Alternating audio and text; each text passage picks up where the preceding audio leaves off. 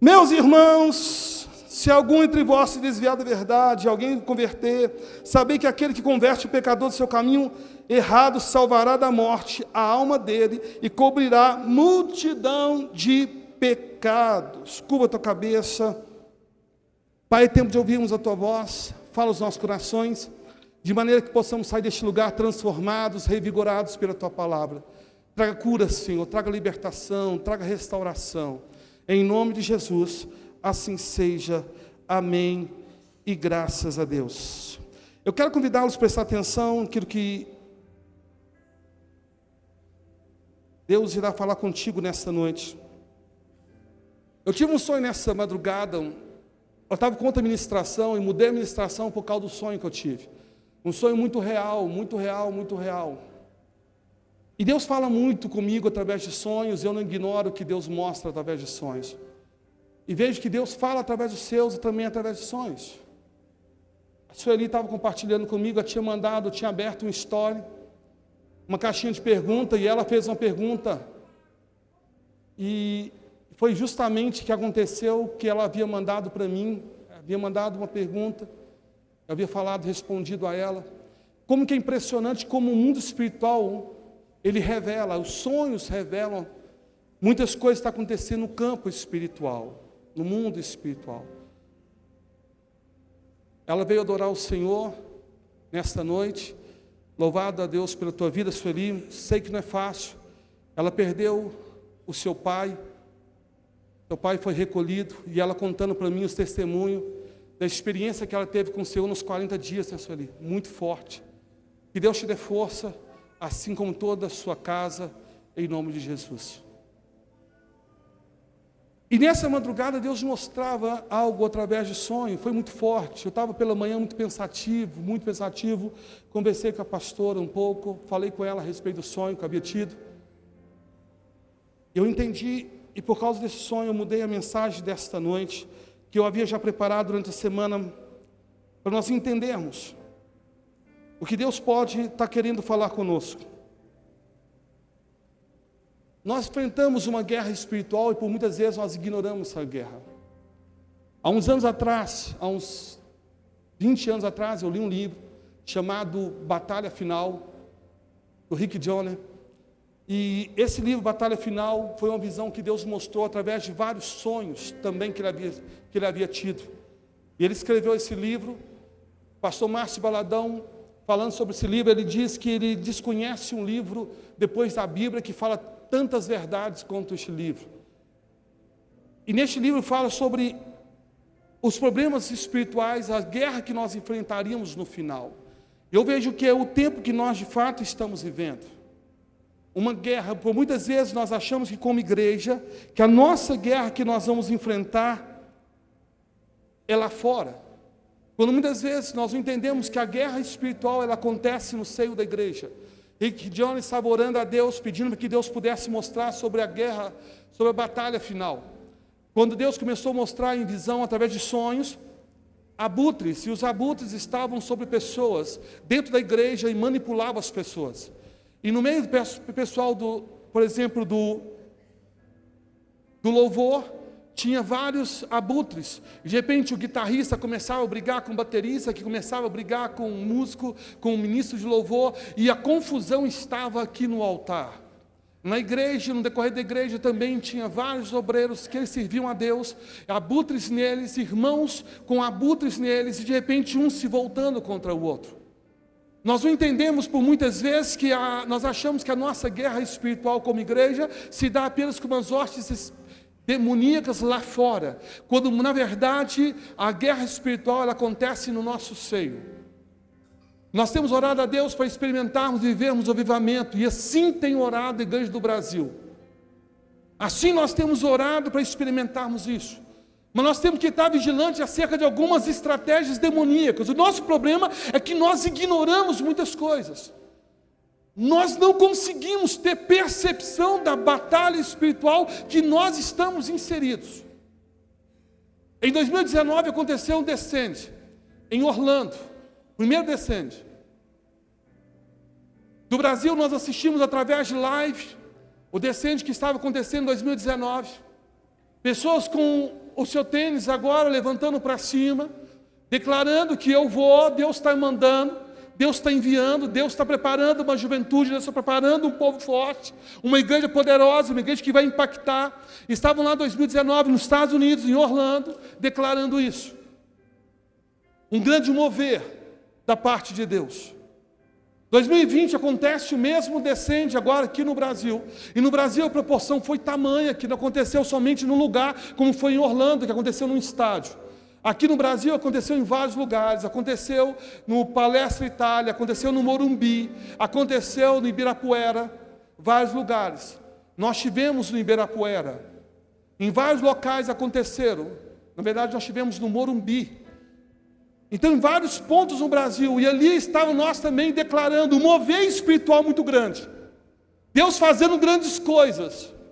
Mas só que nós esquecemos que há uma guerra espiritual e que nós temos que manter vigilância. Passaram-se 4 anos. Hoje, os Estados Unidos, agora o mundo está com os olhos virados para os Estados Unidos. Mais especificamente para Asbury, onde que está ocorrendo um avivamento. Pessoas do mundo inteiro estão indo para lá para tentar ter algum tipo de experiência. O que havia sido profetizado em 2019, eles agora conseguem vivenciar isso.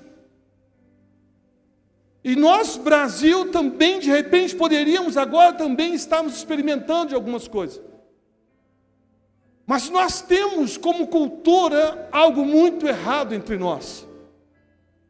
Nós somos um povo extremamente indisciplinado, nós somos um povo muito crítico, que por causa da rejeição que nós sentimos, a famosa síndrome de vira-lata, essa rejeição faz nós nos manifestar como pessoas críticas.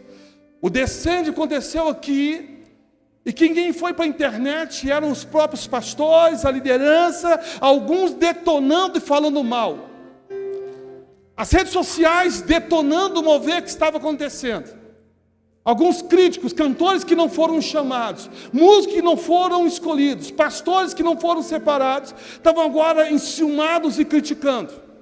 Você entra nas redes sociais, o que mais você vê ali é pastores levantando contra pastores, ovelhas falando mal dos seus pastores, uma crítica absurda no nosso meio. Não sabendo que é isso que nos enfraquece. É isso que nos mata. É isso que tira a nossa força como igreja. Esse é certamente o nosso maior erro. A nossa maior fraqueza. E o descende, que de repente era para ser um grande mover. Você vê pessoas que lá estavam no descende, adorando a Deus, levando a multidão à adoração. Esses mesmos agora deixam o evangelho e começam a cantar no meio secular, de uma adoração a Deus, impactando a juventude, impactando toda uma geração, simplesmente abandona e fala, agora eu vou para o meio secular. E alguns começam a apoiar, a parte da igreja começa a apoiar, e a igreja novamente dividida. Cadê a nossa referência? Cadê aquela referência que os jovens podem olhar e dizer, eu estou olhando para ele e eu consigo ser encorajado por aquilo que ele faz, como exemplo de vida que ele é. As coisas estão se perdendo, com muita facilidade. E nós nos perdemos novamente como igreja. E meu momento de fala aqui não é para poder julgar aqueles que assim escolheram sair. Não é isso. Pelo contrário. Eu quero trazer a consciência da nossa hipocrisia como igreja. Porque aí nós começamos a criticar e julgar fazendo a mesma coisa com que outros fizeram. Fazendo a mesma coisa. Resultado, nós temos uma igreja muito maior do lado de fora, no mundo, do que dentro dos templos. Nós temos uma igreja de pessoas chamadas desigrejadas do que aqueles que congregam. Justamente por nós não entendermos qual é o nosso papel de igreja. Nós somos muito críticos. Nós cantamos a canção, Ele nos ama, nos ama, nos ama, e essa canção me constrange, porque quando eu olho para mim, eu falo, como assim? Como Ele pode me amar? Como Ele pode me amar do jeito que Ele me ama? Como Ele pode? Como assim? E nós somos confrontados na nossa hipocrisia. E de repente essa igreja que diz que eu pode, não pode, se tornou uma igreja crítica. E essa crítica não trago mudança a ninguém, a não ser feridas abertas dentro da igreja. Resultado, nós nos tornamos um exército que abandona os seus soldados feridos. Nós nos tornamos um exército que hoje nós temos no combate 30 pessoas, 50 pessoas, 200 pessoas, 1000 pessoas na linha de combate. Desses 1000 pessoas na linha de combate, amanhã 100 estão feridos. E nós simplesmente continuamos dizendo, não, fica tranquilo, que chegará mais 100 para nos ajudar em combate. E chega mais 100, nós continuamos com os 1000 combatendo. E de repente perdemos mais 100, a gente vai para o outro discurso. Não tem problema. Deus mandou mais 100 para continuar com o combate. E nós continuamos no combate. Mas o nosso papel não é esse. A igreja tem que ter pessoas na linha de frente, fazendo a obra, combatendo. Mas também tem que ter aqueles que ajudam na recuperação dos soldados feridos. Daqueles que ao longo da caminhada também têm se ferido. Também têm se machucado. E nós falhamos nesse processo. Nós falhamos. Algo que o exército utilizava muito. Antigamente ele levava o nome chamado de padiola. A padiola, ela é uma maca.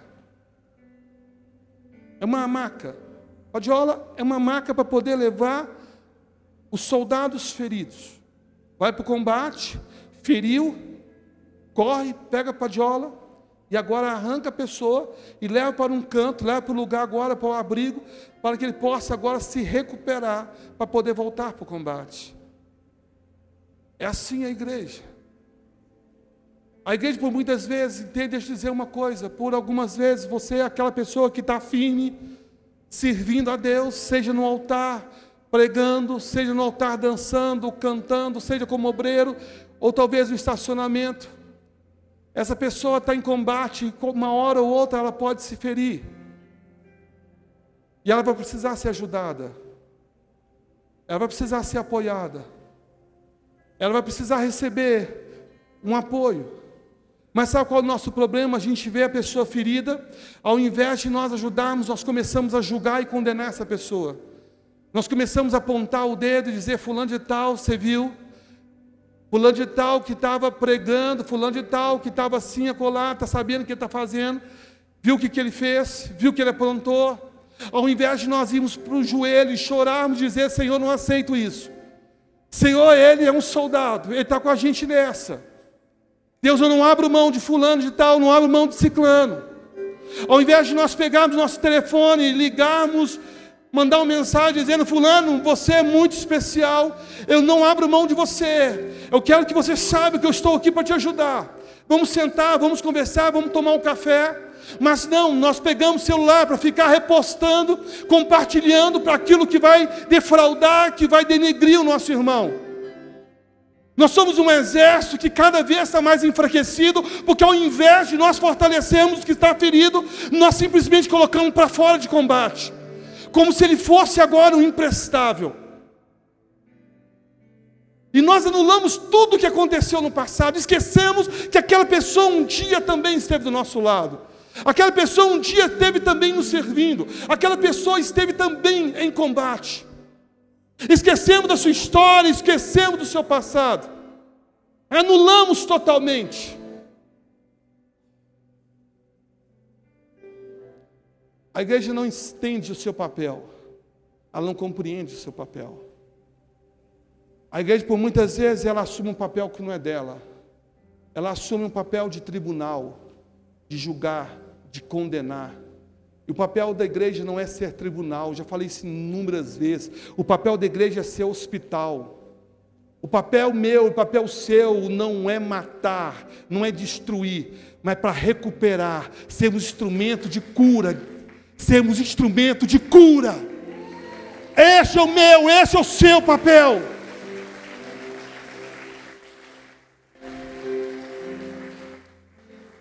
Não podemos sermos instrumento de matar pessoas, destruir pessoas. Sabe, quando você chega num leito, quando você chega num hospital, você vai ver uma equipe logo na recepção. Aqueles aí pegam os seus dados e pouco tempo, não, você vai entrar para frente, vai fazer uma visita. Da parte de dentro agora tem os enfermeiros, dando os primeiros socorros, primeiro atendimento. Chega agora a área que você vai atuar, se é um leito, que você vai entrar num leito, não importa o que seja. Uma UTI, não importa. Vai para lá para o CTI. Não importa onde você vai chegar, vai ter pessoas ali ajudando. Uma equipe especializada para ajudar aquela pessoa que está, muitas vezes, mal respirando. Igreja é assim. Igreja é assim. Eu fui no atendimento médico, atendimento de rotina. E de repente, a médica estava num nível de desgaste emocional tão absurdo. Eu falei com a pastora, essa moça acredita que ela começou a chorar comigo? Ela foi desabafando e foi chorando comigo. O nível emocional que ela estava tão alto. Uma médica não suportou e abriu a boca. Nós somos assim. Ora você está como médico, ali ajudando, trocar o curativo. Ora você está ali, ajudando, aplicar o soro, colocar o soro. Ora você está ali, mas ora é você na maca, sendo ajudado. O problema é que muitas vezes nós só temos valor quando estamos aplicando o soro. Quando nós vamos para a maca, nós somos esquecidos de quem nós somos. Nós somos deixados, abandonados a morrer sozinho. Esse é o nosso erro como igreja. E quando eu falo isso, porque nós somos igreja, a responsabilidade não é só de uma pessoa. O apóstolo tem que fazer isso. Não! Somos limitados. Quantas centenas de pessoas nós temos neste ministério? O papel é da igreja, é o corpo de Cristo. A igreja não é de um homem, é a igreja de Cristo. Eu estou aqui servindo como vocês estão servindo. A minha responsabilidade como pastor é deixar que o altar fale. E aqui eu estou deixando o altar falar através da minha boca. A minha responsabilidade é falar com vocês. Olha, a nossa responsabilidade é cuidar dos nossos irmãos. Se você deixar o seu irmão morrer, a culpa também é sua. Se o teu irmão abandonar o evangelho e se perder e você não for atrás dele, a culpa também é sua. O Senhor não requereu de Adão perguntar a Adão: olha o que aconteceu com Abel e Caim. O Senhor foi em Caim: Caim, onde está o teu irmão? Caim, é responsabilidade sua o teu irmão também. A resposta de Caim foi: acaso sou eu o tutor do meu irmão? Muitas vezes essa é a nossa resposta. Eu não tenho responsabilidade na vida de ninguém. Tem sim. Faz parte do teu corpo, faz parte do teu corpo. Essa vida que você vê ela de vez em quando aqui nos cultos, é a mesma que você vai ver por toda uma eternidade. Faz parte do teu corpo. Sabe, a gente quer só caminhar, a gente só quer que as pessoas que nos agradam. Aquelas pessoas que não me fez raiva, apóstolo. Falou uma coisa comigo, eu não gostei, por isso que eu não converso mais, problema. Aí é por isso que tem esse mundão todo. Estou sabendo, está no mundão. Não, não é assim. Nós temos que estar chorando como igreja. Chorando como igreja. Se a festa nos céus, quando declara que a festa dos céus, a festa na igreja, quando uma vida se arrepende, tem que haver choro, quando uma vida também afasta do caminho do Senhor. Tem que haver choro. Nós temos que entender isso. É a nossa responsabilidade, nós temos que aprender a carregar a padiola para baixo e para cima, ajudar um irmão aqui, ajudar um irmão a colar, estender a mão aqui, estender a mão a colar. Se cada um estiver fazendo o seu papel, se cada um estiver cuidando um do outro, meu irmão, nós seremos uma igreja poderosa. Se cada um não abrir mão de ninguém, eu não abro mão de você, eu não negocio você, nós seremos uma igreja imbatível. Porque há uma promessa sobre a minha vida, sobre a tua vida, há uma promessa para a igreja, que as portas do inferno não prevaleceriam contra ela. Se nós entendermos isto, se nós entendemos que o problema do meu irmão é também o meu problema, que a fraqueza do meu irmão também tem que ser a minha fraqueza, se o choro do meu irmão também tem que ser o meu choro, nós temos que ser mais misericordiosos, nós temos que ter mais compaixão, estender mais as mãos. Ah, apóstolo, é falta de vergonha na cara, tem muito crente safado, não toma jeito, sem vergonha, tem que converter. Nós somos muito durões, a gente bate muito. Quando a Sei foi nascer, estava prestes para nascer, em oração, os mais antigos conhecem essa história. Um pastor lá do Rio de Janeiro, do nada, me chama no Facebook para conversar, do nada, e fala sobre o sonho que ele havia tido, que Deus havia mostrado para ele. Ele não sabia quem era a pessoa, nunca havia me visto, mas está lá na rede social, de repente ele viu a minha imagem, e ele falou assim: eu conheço este pastor. E ele, é o pastor do sonho. Me chamou e mandou mensagem. E no sonho que ele havia tido comigo, foi tão real, ele mostrava que estava chegando algumas pessoas feridas. Eu estava na entrada de uma porta, as pessoas chegavam feridas, logo chegava ali, cuidava, as pessoas entravam, e do outro lado elas estavam saradas, restauradas. O ministério surge com a questão. Há muita história de cura, há muitos soldados que chegaram nesse ministério feridos, há muitos soldados. Nós temos inúmeras histórias aqui, história do irmão Orlando, tantas histórias aqui lindas. Nós temos inúmeras histórias de pessoas que foram restauradas. Você vê hoje o pastor Wilson servindo com zelo, com dedicação, mas o processo da cura dele aconteceu aqui no ministério. Aconteceu no ministério. Você conhecer com a minha mãe quem era ele antes, você vai saber um pouquinho mais. Um processo de restauração aconteceu aqui. O próprio Francismar, me lembro Francismar chegando no culto, primeira vez na ceia em cima, arrebentado, destruído. O Francismar ficava na porta, na entrada, chorando igual criança. Começava a adorar a Deus, ele já abria a boca, chorando, arrebentado, destruído em todas as áreas. Deus fez a grande obra, restaurou, casou, arranjou uma corajosa para casar com ele. Deus faz milagres. Deus faz milagres. Quantas pessoas aqui chegaram destruídas e hoje o ministério restaurado, a vida dele restaurada.